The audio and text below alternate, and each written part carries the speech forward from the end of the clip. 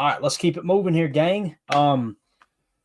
Let's look at the team rankings real quick. I've been wanting to check this out. They should be updated now from the Packers last game there. Let's kind of see how they're looking as far as rankings across the league, and I'll try to keep this zoomed up as much as I can. I apologize for the ads. There's nothing I can do there. But let's start it off with scoring, offense, and let's go points per play. Let's see where Green Bay is. Green Bay is 7th in the league at 0.433 points per play. So they're obviously a legit top 10 scoring offense in that regard. Detroit, however, number 1. All right. And we're going to mention Detroit because obviously that's the team we're playing this week. We'll kind of compare the two as we go through and hit on all the statistics for the Packers. All right. When we're talking about yards, okay, just overall total yards, we're going to go yards per play for the Packers. The Packers are sitting 3rd in the league, actually tied for 2nd with San Francisco at 6.3 yards per play. That would put them only behind Baltimore. Look at Detroit, though, 6.2, right behind the Packers there. So Packers are top 2 in total offense. All right, let's go rushing yards, and we go yards per rush attempt. Keep in mind all the Josh Jacobs touchdowns, right? That he's had that were, inside the 3-yard line, 1 yard line, or one yard touchdown runs. So that will bring this number down a touch. But the Packers are currently 6th best in the league at 4.8 yards per rush attempt. Detroit is tied for them as well. So you're seeing the numbers are stacking up. I mean, really, really close, right? Let's go passing offense. Yards per pass attempt. The Packers are currently tied for 3rd at 8.4. The Detroit Lions are 2nd at 8.7. This is the battle of two dominant offenses is what this game is going to be. Scoring defense, opponent points per play. So now let's go to the defensive side of the ball. The Packers are currently, I don't know why that skips like that. It's driving me crazy, 0.331. They are 8th in the league. So we are now the 8th best scoring defense in the league in terms of points per play. Detroit is 3rd at 0.281. And what's crazy is all the injuries that Detroit has on their defensive side of the ball is just wild. The fact that they're still that good, and people go, well, what's it been here lately? Yeah, last 3 games, 0.206 better than their, all season long, 0.281. Matter of fact, if you took their last 3 games and compared it to the entire season for everyone else, that would be hands down the best scoring defense in the league. So they are playing really good defensive football here of late. All right, there with the scoring defense. Now let's go total defense, opponent yards per play. And let's see where the Packers are currently 14th in total yards per play at 5.4. Detroit is 12th, actually tied for 10th at 5.3 yards per play. All right, so that's where they sit in total yards, or total defense, I should say. Let's see what their running defense looks like. Opponents' yards per rush attempt. The Green Bay Packers are 8th in the league at 4.2. The Detroit Lions, look here, boys, 4.4. That's tied for 15th. Not much lower than the Packers, but the weak spot of their defense is definitely their run defense, is what we're finding out here. So probably want to key in on the run again this week. I love the way this matchups, the early stages of it kind of matching up here, man, is awesome. Opponent yards per pass attempt. So this is your passing defense. The Packers are tied for 15th at 6.7. And Detroit is 9th at 6.3. So, yeah, their passing defense significantly better than their running defense. So lean on the run, just like we've been doing here lately, and really key in on that. Now, listen, if they load the box like they did against Jacobs, that's why you've seen those 11 completions in a row from Jordan Love. They were loading the box, saying we're not going to let Josh Jacobs beat us in the ground game, and Jordan beat them with the pass, right? I still keep thinking about that shot play to Christian Watson, just a phenomenal play. Matt LaFleur scheming underneath, whether it was the RPO flat or that quick out route, the stalk route that Jaden Reed ran for the touchdown there early as well. Let's go to turnovers. I think this is really important. Probably the most important statistic on defense, right? Let's go to takeaways per game. So takeaways per game. First place is Minnesota with 2, Pittsburgh with 2, and then tied for 3rd is Green Bay at 1.9. But look, Detroit is tied for 6th at 1.6. So they're right behind the Packers. So the Packers have the edge there. Now, when you look at the quarterback matchup, and we'll do this as we get a little closer to game week, we'll look at the PFF preview and all that good stuff. Which quarterback would you take? You got one game to win. Are you taking Jordan Love or are you taking Jared Goff? It pains me to say this. I think I would probably take Jared Goff in one game. He's been to a Super Bowl. He protects the football better. He plays a little more on time. Now, if you're talking about just raw talent, arm talent, Jordan Love, I think, could run circles around him, both scrambling and with the arm talent when the accuracy is on. It just seems like Jared Goff's a little more consistent. And that's what it's going to come to. That's what the first game came down to. Remember the turnovers? Being careless with the football? If Jordan Love goes out there and protects the football and we press into the run, unless they load the box and then we take what they give us in the passing game and through the play action game, got a really good chance of winning this ball game. I'm liking our chances. I really am. I think it's going to be a hell of a ball game though. So, all right. That's pretty much. Oh, I'm sorry. Let's do the giveaways real quick. Let's see who is worst in giveaways per game. I imagine it's probably Green Bay. So this is going to sort it by fewest. So it's like best teams in the league at protecting the football. Detroit is tied for 7th in the league at 0.9, right? Green Bay is 15th in the league at 1.2. So again, if you fix that aspect of your game, this should be a close ball game between Detroit and Green Bay. Just got to protect the football. Got to do it. So again, just wanted to hit on that real quick and let you guys know what's going on there in terms of the team rankings and how they match up for this game coming up Thursday night. As Drew points out, we must have very few fumbles. I'm pretty sure that's the case. I already closed it out. I would have checked. I apologize. We protected the ball really, really well in terms of fumbling. It's the interceptions that's keeping it up. And here lately, Jordan, has it been two games in a row with no interceptions, I think, right? And playing a lot more. And you could see it all over the tape. I pointed out on Chalk Talk last night, like checking it down to Josh Jacobs and not forcing it down the field on that crosser, on that mid crosser mesh play. Hey, look, just take what the defense gives you. Scoot's probably coming out the backside open there. And Jordan's like, we're up by a couple scores. Let me just check this thing down. Same thing with Tucker Kraft. Let me just check this thing down and let my playmakers make plays. So pretty cool, man. Really excited about seeing this game coming up, though. I know there's some awesome games across the slate today. Why don't we dive into that real quick? Let me cross this off so we don't get too caught up. All right, cool. Now we know which one's separated. Talking to myself, I apologize. So let's look at the matchups. First of all, the playoff picture. I'm pretty sure that this has not changed.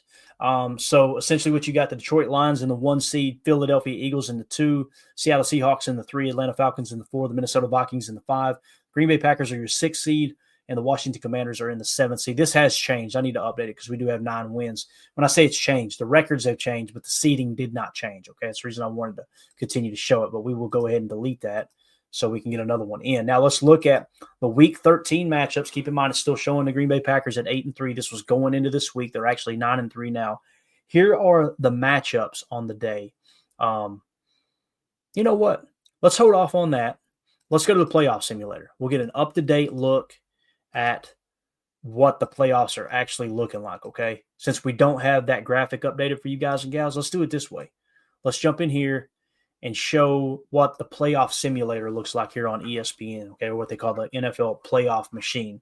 And we'll show you the games that are important for today. We'll clear everything off. So this is an updated version here. So as you can see, nothing's changed. Detroit 1 seed, Philly 2, Seattle 3, Atlanta 4, Minnesota 5, Green Bay 6, Washington 7. Okay, that's the seeding across the NFC. Now, with some of the games we've got coming up today, what I'm going to do is pop this up over with an overlay. Here's what we got. So games you want to watch for. Obviously, the Bears and the Lions already played. We played our game. The Cowboys and the Giants already played. All that's already factored in here, okay? The Black Friday game was yesterday. Kansas City won that game. So your matchups this week are Pittsburgh at Cincinnati. That's a 1 o'clock kickoff today. Keep in mind, these are Eastern time. I'm on Eastern here, okay? Indianapolis Colts at the New England Patriots is a 1 o'clock kickoff. You got the Tennessee Titans at the Washington Commanders, 1 o'clock kickoff. The LA Chargers at the Atlanta Falcons, 1 o'clock kickoff. You've got the Houston Texans at the Jacksonville Jaguars are a 1 o'clock kickoff. And then you got the Arizona Cardinals at the Minnesota Vikings, 1 o'clock kickoff. And then the Seattle Seahawks at the New York Jets, 1 o'clock kickoff. So what applies to us here? Obviously, we want the teams that are closest to us in the standings to lose these games. And those games consist of these right here. The LA Chargers at the Atlanta Falcons, all right? We want the Chargers to win that game. As we go down the list here real quick. Let's go in the order we just talked about with the 1 o'clock games. We want the Titans to beat the Washington Commanders. We want the Chargers to beat the Falcons. We definitely want this is tough right here. I want to ask you guys about this in the chat. Think about this.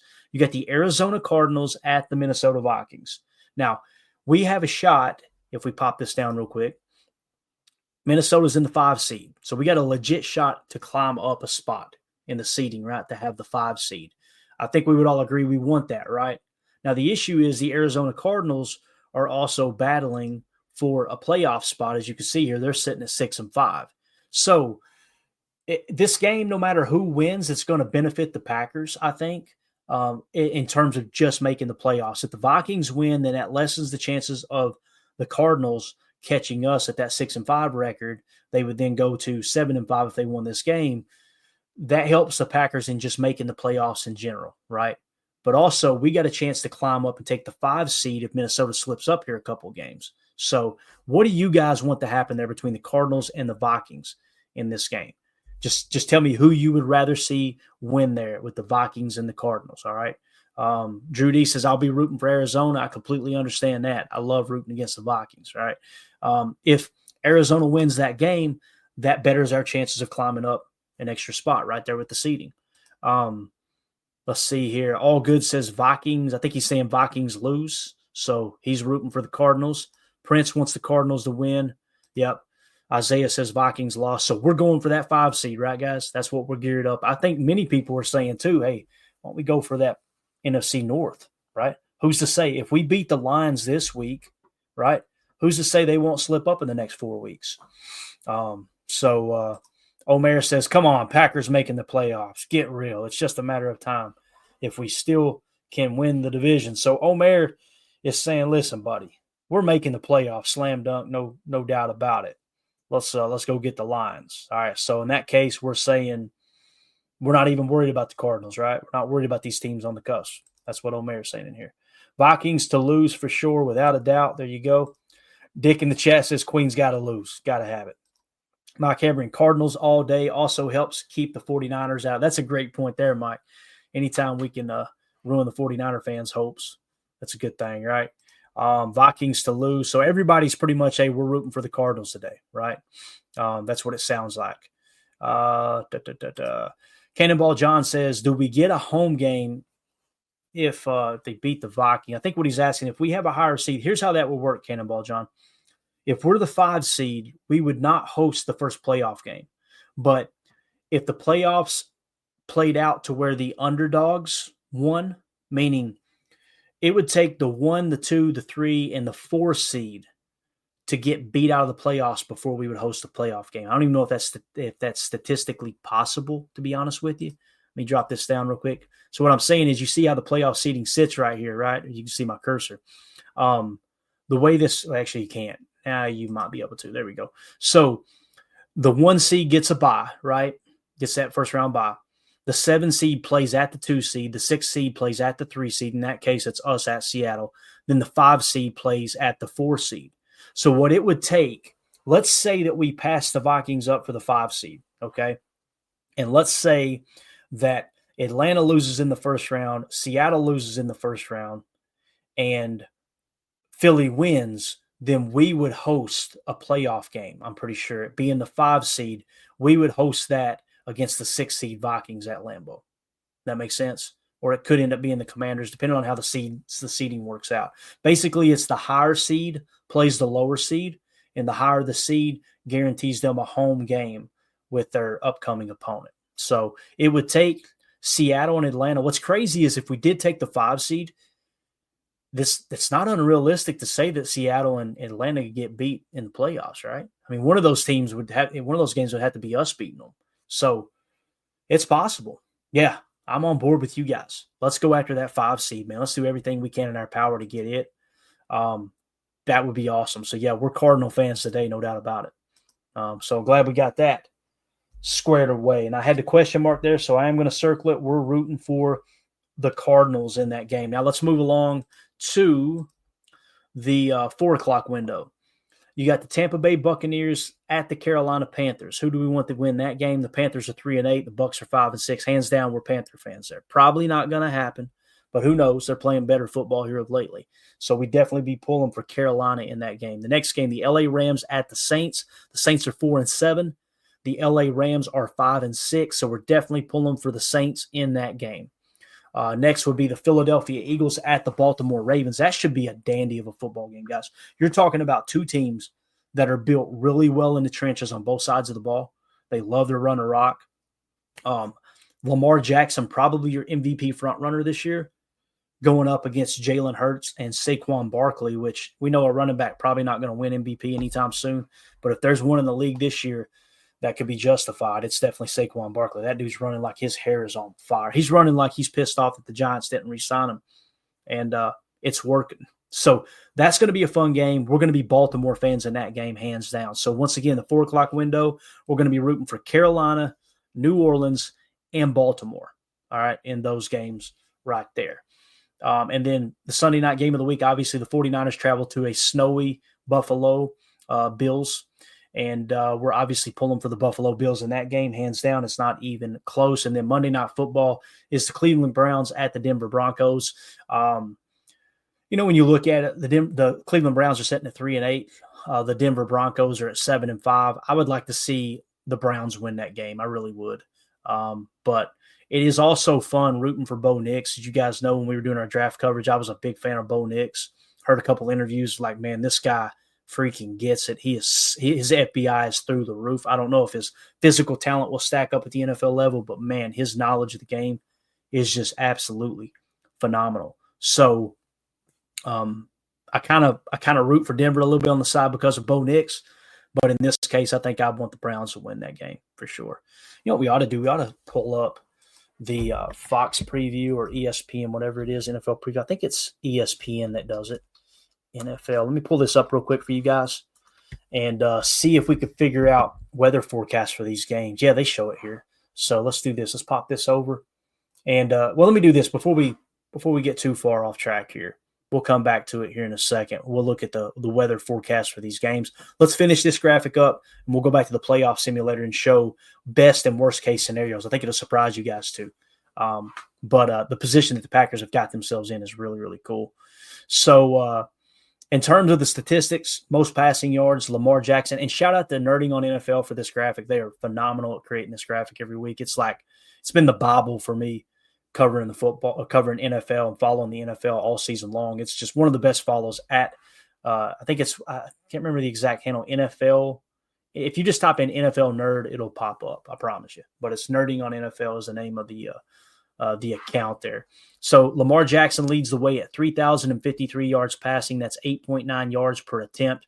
Hands down better than anyone else in the league. He's your front runner for MVP right now. Most rushing yards is Saquon Barkley at 1,392 yards, averaging 6.2 a pop. Then you got Derrick Henry for the Ravens at 1,325 yards, 6 yards a carry. Think about that.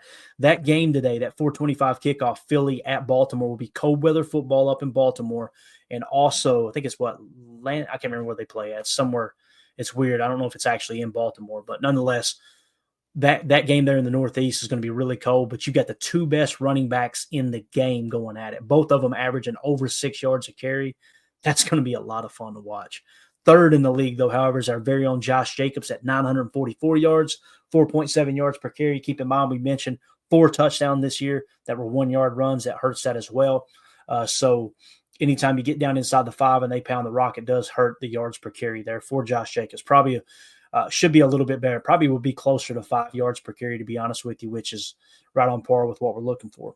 So most receiving yards, Jamar Chase is leading the charge there at 1,056. Then you got Justin Jefferson of the Vikings right behind him at 939, averaging 15.4 yards per reception. That's better than Jamar Chase.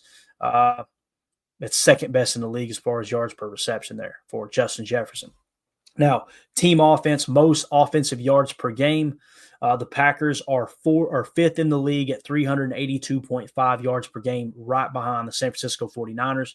The Eagles are in third. The Lions are in second. So the Lions are moving the rock in terms of yards per game at 394.3 yards per game. Baltimore Ravens, though, running away with it, 426.7 yards per game. Defensive, least yards allowed. Eagles, 274.6 per game. Titans, 276.4 per game. Then the Broncos, look at the Broncos defense still holding strong. And the Chiefs keeping that team, winning every single week, man, only allowing 300.8 total yards per game there. So that's a rundown of the entire league in that regard. Now, when we go to the playoff simulator here, I wanted to hit this real quick. I think it's important. Let's clear it all off. I think we already did. All right, so the games that we said we want to win, right? We want these teams to win. Let's go through and pick them and see the best case scenario. So we're going to go starting here in the backside. We're going to go Buffalo winning that game over the 49ers, right? And then we'll hop back to the front. So we want the Chargers to beat the Falcons. We want the Jets to beat the Seahawks. We said the Cardinals over the Vikings, right? So the Cardinals over the Vikings. And the Titans over the Commanders, the Carolina Panthers over the Tampa Bay Buccaneers, the Saints over the Rams, Baltimore over Philly, and we already picked Buffalo over San Francisco. Notice, guys, the seeding does not change. If everything goes our way, the way we want it this week, the seeding doesn't change at all. It's still Detroit 1, Philly 2, Arizona 3, Atlanta 4, Minnesota 5, Green Bay 6, Washington 7. Right? So the seeding doesn't change at all if everything goes perfectly as planned. Now, let's go in the opposite direction and say worst case scenario. All right, worst case scenario, we're going to pick the Falcons to beat the Chargers, the Seahawks to beat the Jets. We're going to pick the Vikings to beat the Cardinals, the Commanders to beat the Titans. We will go Tampa Bay over Carolina, LA Rams over the Saints, Philly over Baltimore, San Fran over Buffalo. Check it out. The seeding still did not change. So you've created this buffer, Packers have, where you've won, went on this little tear here lately, and you put yourself in a position that everything could go wrong today. And your seeding doesn't change. The seeding doesn't change across the NFC. So everything kind of hangs patent. What'll probably happen, realistically, is we got what, 1, 2, 3, 4, 5, 6, 7, 8 games that we have rooting interest in. Probably roughly half of them, 4 of them will go our way. So we're sitting in a real good spot here, right? Now the big thing is, like you guys pointed out in the chat, and appreciate y'all doing that. If we clear everything back off, we want the Cardinals to beat the Vikings. If that happens, now look at the standings. We would have the same record, right? Am I thinking right, guys? Here, let me look real quick. Let me pull this back up because sometimes this playoff simulator gets a little bit wonky. Of course, it doesn't. Yeah, it shows the records here. So Minnesota's at 9-2. The Packers are actually at 9-3.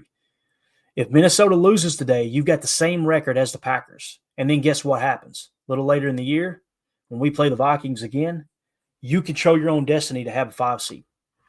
Pretty cool. Pretty darn cool. So, again, let's root for those Cardinals. If the Cardinals upset the Vikings today, we're sitting pretty to put ourselves in the driver's seat to take that 5 seed. And, again, if we beat the Lions this coming Thursday, somehow, some way we can pull that win off. If we go back to that graphic once again, that'll make the Lions 10-2, and that'll make us actually by that time they would be 11-2 if they win this week, right? Let me think here real quick. Who are they playing this week? Who are the Lions playing this week? Are they on a bye? They must be on a bye, huh? It usually shows on here. Where are the Lions at? Am I overlooking them? Oh, they already played. Duh. So they already won. Nothing could change there. That was Thanksgiving night. Man, it gets crazy with the schedule this time of year.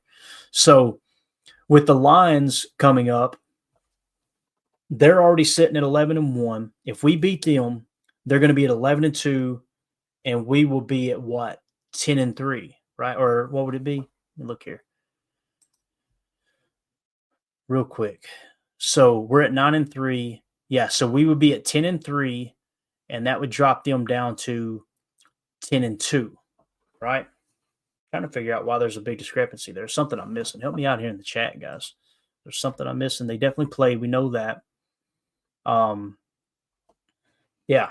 Why would they? Yeah, 11-2. Okay, gotcha. So this was before the games were played. Thank you, Jen. That's right. This is before the games were played. So they're sitting at 11-1 actually right now, right? So yeah, they're at 11-1. If we beat them, they drop to 11-2. We go to 10-3. That shouldn't have been that hard. That should not have been that hard for this dumb redneck. All right. Now you would have how many games left in the season to try to make that up, and hopefully the Lions would slip up, right? After the Lions game, you're going to have 1, 2, 3, 4 more games, right? Yeah, 1, 2, 3, 4 more attempts to surpass the Lions. It's possible, like Omer's saying, right? You can still win the North. And again, with all the injuries, and we're going to have the injury report later on this evening to hit on, with all those injuries, anything can happen, man. The Lions could slip up big time here. They could go, who knows, they could lose 2 out of the next 3, and then the Packers could find themselves in the driver's seat. But you got to take care of business, man. The remaining schedule for the Packers is at the Lions, at the Seahawks. We got the Saints at home on Monday Night Football. You know that's going to be a cold weather game. That's going to be a blast to watch right there. Then you're at the Vikings, and you got the Bears at home Week 18. How cool would it be? Week 18, we're playing for, if we win the North, because maybe Detroit slips up in these next couple games. Imagine that. Packers, Bears, Lambeau Field, win, and you're the NFC North champions. That would be absolutely awesome. But you got to take care of business, man. And when you look at these remaining teams, the Lions are the best team in the league. I believe that personally. Now, when they're healthy, obviously they're banged up right now. Seattle, what's Seattle's record? We're at Seattle. They're 6-5. That's a winnable game. I think we would all agree, right? They're 6-5. Definitely doable. Let's see. The Saints at home. The Saints record. They are currently 4-7. I think we would all agree that's winnable, right? At the Vikings are currently, what is their record at the moment? The Vikings are 9-2. That's going to be a tough one on the road, but we play well up there. Remember last year, New Year's Eve, we went up there and absolutely boat raced them. So that could be the case again this year. And of course, the Bears, listen, the Bears, in my opinion, are not a bad football team. They're a bad football organization. I don't know if that makes sense or not. They've got a roster with good players. They just find a way to screw it up every single week, whether it's preparation or, it's during the game and managing the clock and this and that. It's just, man, they don't. And again, Matt Eberflus is gone. Have we heard who the interim coach is yet, guys? Can y'all help me out in the chat with that? Who are the Bears interim coach? I could probably Google it as quick as y'all put it in, but I like the fact that y'all are engaged like this. This is awesome. But them being 4-7, make no mistake about it. The Bears in that last week matchup against the Packers are going to be looking to play Super Bowl. That's going to be their Super Bowl. It is every year, let's be honest, right? They're going to go out and try to knock the Packers out of a better seeding. There's no doubt about that. So there's going to be high stakes last game of the year. You're going to have some of those guys on the Bears team that are last year their contract and they're trying to put something on tape before free agency hits, right? They're going to be very, very motivated. So it was Brown. All right, Anthony Brown, the OC. Appreciate you, J. Cole. Anthony Brown, the OC, has stepped in as interim coach. So that's going to be very, very interesting there. So we'll see how that shakes out. Let's see, Drew D said, which is funny because Brown started as like the passing game coordinator, then took over as interim offensive coordinator, then took over as interim head coach. That's wild. That might be one of those Antonio Pierce situations, right? Where the team gets kind of hot as an interim coach. And actually, was it Bisaccia? No, that's right. When Josh McDaniels got fired, right? Josh McDaniels got fired. Antonio Pierce stepped in as interim coach. They went on a little bit of a run. The players said, hey, we want him as the head coach. And now they're horrible again. So that does wear off after a little bit of time. Kind of hope that's what happens with the Bears. Maybe they go on a little bit of a run and they say, that's our head coach, rather than going out and getting a big name, Jim Harbaugh, somebody like that. That's just an excellent head coach. and then they end up sucking the next year. That would be cool for sure. Let's see here. Ton in the chat says the Packers are capable of winning out. However, they need to rise to the level of their competition. Otherwise, they will sink to the level of their preparation. Well, that's way too deep for me, man. I'm not intelligent enough to keep up with that. But yeah, they listen. They're capable of winning out. I agree with you. They just got to continue to get better. That's the thing. Week in and week out, you got to continue to get better, man. Let's see here. What else we got in the chat? Drew D. Bisaccia with the Raiders did well. He did, right? And then they chose to go in a different direction. Didn't they decide on Josh McDaniels over Bisaccia? Am I thinking right? Or am I got the timeline mixed up? I think that was the case. I think it was Dennis Allen was the head coach, if I remember correctly. I could be wrong. He gets fired. Bisaccia took over. And then that offseason, they decided on Josh McDaniels over Bisaccia, right? And then, of course, Josh McDaniels gets canned after 1 year, I believe it was. And Antonio Pierce took over as interim coach. Then they end up hiring him, if I remember correctly. So, Omer in the chat, this is the key game. Got to win Thursday or best. We're looking at is a 5th or 6th seed. Win Thursday, North's in reach, and seed 1-2. Really what it feels like, Omer, is Thursday night. Thursday night is a playoff game. It's essentially what it is. You can improve your seeding, right? You got a chance to win the North on down the road if you beat the Lions on Thursday night. The Lions' backs are against the wall with the injuries, right? And they got the best record in the league, and teams are starting to catch on to them.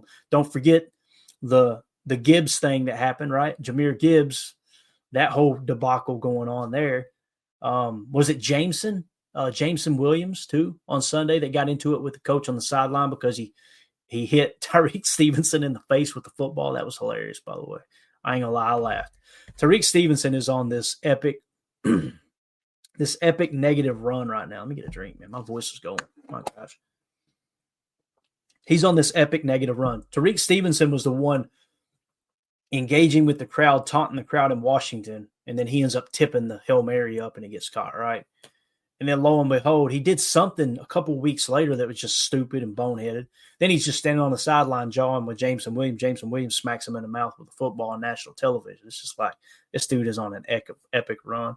Yeah, there you go. Prince says Stevenson deserved it most likely. I'm telling you, man, if everywhere you go it smells like dog crap, it's probably on your boot, right? Here we go. Drew D, you were correct, except Gruden was who Bisaccia took over. Got it. That's right, because of the leaked text messages, right? That makes sense. Yeah, Dennis Allen must have been far before that. I know he was a Raiders coach, and then he left and went to New Orleans. I think they fired him. He went to New Orleans as the DC, and, man, that defense took off. And then he ends up getting hired as the new head coach, interim coach, and they ended up keeping him as head coach, right, for a short time in New Orleans. So, yeah, you're right. That was definitely Gruden. Bisaccia took over. Then Bisaccia obviously goes on to Green Bay. So, there we go. All right. I agree with Coach. Pierce is not a good coach. Listen, good coaches you got to be the same person every day. And to me, Pierce comes across as he tries to act like a tough guy all the time. And that'll last for a while, but eventually that wears off. Coach John Madden, rest in peace, had the best saying, and I'm kind of paraphrasing, but he said, the last thing you want to be as a coach is a phony. If you're a phony, most players will see through it so quick. And once they see through it, you've lost the locker room. Just be yourself. You know, Nick Sirianni gets on everybody's damn nerves. Well, we all agree. Nick Sirianni is that dude that just like, shut up and coach, man. Quit jawing with the fans and he's all quirky at the press conferences and it, right? Nick Sirianni's 100% authentic though. There's nothing fake about that dude. He's just weird. He's quirky. Another one, Jim Harbaugh. Jim Harbaugh says some of the quirkiest stuff that you go, what? This guy's weird. But Jim Harbaugh is unapologetically himself, right? There's no two ways about it. Antonio Pierce, to me, comes across like he's got the big diamond stud earrings on the sideline. He's trying to act like a player, trying to act like a tough guy. One of the big falling outs, many people don't know about this, but when he was with the Raiders, I think he was the DC under Josh McDaniels. Josh McDaniels hires him, right, on his staff. And they said they had a meeting, and he undermined Josh McDaniels in the meeting and basically talked trash about the Patriots organization with Josh McDaniels standing in the room, right? And Josh McDaniels and him have words about it, and then obviously Josh McDaniels ends up losing his job. Antonio Pierce gets promoted. That type of stuff right there, there's probably people in that room that liked him doing that to Josh McDaniels, but I guarantee you there was a handful of others that were like, boy, I don't trust that dude. He's willing to try to show up the head coach in front of everybody like that. Another example. I'm with you though, coach. I don't think he's a good coach. We might agree on that, but for different reasons. But I don't think he's a good coach. I don't, man. J. Cole, Raiders need a redo. They will get the first pick this year. It's just like the Chicago Bears. Now, I hope the Bears don't do this. I hope they don't do this. But if they were smart, reset everything and get a head of football operations that's a football guy. I'm not going to lie. I worry a little bit about Belichick going to Chicago. If they threw enough money at Belichick, right? And here's the thing. It's not just so much Belichick. The thing that makes Belichick so good is he knows what his strengths are, and he hires really well. You notice how all the coaches he's hired, they didn't go on to do great things. Like it's like they go, McDaniels is one, Charlie Weiss was another one, a lot of different, Romeo Crennel, all these assistants, Matt Patricia, they go on to other teams and they suck. But when they're with New England, they're good, right? Like they work together. He knows how to put coaches in place to have total success in that regard. If he were to get hired in Chicago, I could see him coming in, and I think the first move he would probably make is he would bring his son Stephen Belichick in. He'd bring Michael Lombardi in, former GM, and he wouldn't be the general manager. He would come in to help within the building like he has in the past. Josh McDaniels would be the OC. If Gerard Mayo gets fired, he'd probably bring him as DC, and he would put together this staff that's going to win you close ball games. He's going to put together a staff that on Thanksgiving Day, what happened there in that last 30 seconds, that would never happen on a Bill Belichick team. I promise you that. He's not perfect, but he's got all those rings for a reason, man. It's true. And Tom Brady's the first one to say it. Listen, I don't have that success without Bill. I don't. Notice he went to Tampa that already had a top 5 offense completely constructed and in place. And they said, Tom, do what you want on offense. They win a Super Bowl, but the very next year, they step back, and Tom's like, I'm done. I'm out. I've had enough, right? He could see the writing on the wall. They weren't going to win again in Tampa. I know everybody likes to look at that and go, see, it was Brady, not Belichick. That's BS, man. If you don't believe me, go back and watch the Rams Super Bowl when Brady couldn't hit a bull in the ass with a mop. And Belichick completely revamped his man coverage defense to a zone defense and shut down Matt LaFleur. I think it was Matt LaFleur's OC, and Sean McVay held him to like 3 points or whatever it was. Crazy. So, yeah, I hope he doesn't end up in Chicago. But you're right. Raiders with a redo, completely agree. They need, just like Chicago, they need a football guy to come in. You need a guy who's going to run the football operations like a football team. Because it's like what Belichick always says about Woody Johnson in New York with the Jets. It's not ready, aim, fire. It's ready, fire, aim, right? It's like they're just scattered. They don't understand there's a process. And I'm telling you, with that process, it's head coach and quarterback. Those are the 2 most important aspects, right? Head coach and if I was to be the head of football operations at an organization, the first thing I would do is I don't care what the roster looks like. I don't care what the organization looks like. Scrap it all, and I'm going to go find the greatest football mind to be the head coach, and we're going to go get the best possible quarterback we can get, period. I don't care if we have to trade 3 years of draft picks to get a quarterback that's a top 10 quarterback, but we're going to have a top 10 quarterback. Now, we might be in a position that we can draft one. They may look at Caleb Williams and say he is a top 10 quarterback legit, right? If that's the case, then, all right, your quarterback's already in place. You got your head coach. Now what you do with your roster building, first of all, you got to surround yourself with just rock-solid people as assistant coaches and organizational people, right? And I would bring in Michael Lombardi because him and Belichick work close together, right? I'd probably go drag Scott Pioli's ass out of NFL Network and go, Bub, we need you back over here. Let's do what we did in New England type thing. Whether he goes to the Raiders or wherever Belichick ends up. Might be the Giants. I kind of think the Giants make the most sense for Belichick personally. But head coach, quarterback, and then you focus on left tackle, 3 tech, edge defender, right? Those are your top 4 positions: quarterback, left tackle, edge defender, 3-tech. And then you move on to tier 2. Let's make sure we got an all-pro center. Let's go get an all-pro mock backer and an all-pro post safety. That's where you spend the bulk of your money. You overpay out the ass for all of that right there. And now the nucleus of your team is in place. And then you build outside of there. Notice what Chicago did. Let's go get 2 shiny new receivers. Bro, you guys can't block your way out of a wet paper bag, and you're going and getting receivers? What are we doing here? So, if all that makes sense. That's just kind of how I look at it. Man, Tracy came in hot. I don't know if that's a he or a she. Oh, it's 2024. I might have messed up there. I don't know who Tracy is, but J Love is pure trash. Freaking turnover machine. Look at that. Wow. That's very interesting. Is that a Packer fan, you think? Tracy, you a Packer fan? We shouldn't even engage with this, but I'm feeling a little spicy here. Let's do it. Tracy, let us know in the chat. Are you a Packer fan? Yes or no? Awkward silence. Kind of funny listening to the sound. People on the pod are like, I'm changing it. I'm skipping ahead right now, Clayton. I can't take it. I don't blame you. I don't blame you one bit. The show sucks. You guys know that. Trying to see what Tracy says here. Tracy is a bot, is what Robbo said. There you go. All right. Robbo has spoken. We got it. All right. Listen, here's what's crazy is the reality with Jordan Love is he's what, 6th or 7th in touchdown passes. He has 11 interception. Yep. If he everybody's now bashing Tracy. Sorry, Tracy, we had to do it. It's just the way it is. Fred McFarley, Tracy eats pizza with a fork. There you go. That's all you need to know. If Jordan goes on the run, it looks like he's starting that run like he did second half of last season. Look out. Don't be surprised if you look up at the end of the year and he's top 3 in touchdown passes and his passer rating is over 100, right? It's coming, I'm telling you. Seems like it. So, all right, Tracy has not spoken again, so that's it, guys. We're going to wrap up. Went over a little long, but I'm glad we did this, man. We covered a lot. We hit on TJ Slayton. Guys, let me know in the comments if you guys are watching this later and you're not in the live comments. Comment what you think. Let us know what you think about TJ Slayton. I'm interested to see if the fan base agrees with me or they just think, that pressure percentage ain't nothing.